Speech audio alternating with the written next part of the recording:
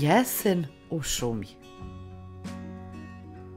Kada jesen zamiriše, u šumi sve počne da šuška, vredno radi svaka šapica, svaki repić, bodlja i njuška.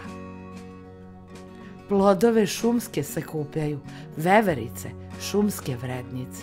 Za zimu se pripremaju divlje svinje i lasice. Dok divlje zeke i jeleni uživaju u jeseni, ježići meda traže stan da prespavaju zimski san. Jedna prelepa pesma o jeseni i životinjama koje žive u šumi. Vidite i sami kako se brižno pripremaju za zimu. Meni se veoma dopala, a nadam se da će i vama. Hvala vam što ste i danas poslušali pesmu koju sam vam čitala. Ako vam se svideo video, obavezno ga zasvidite i zapratite moj kanal.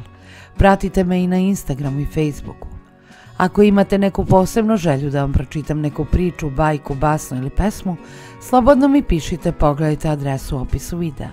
Do sledeće priče, bajke, pesme ili basne, budite mi dobro. Zdravo!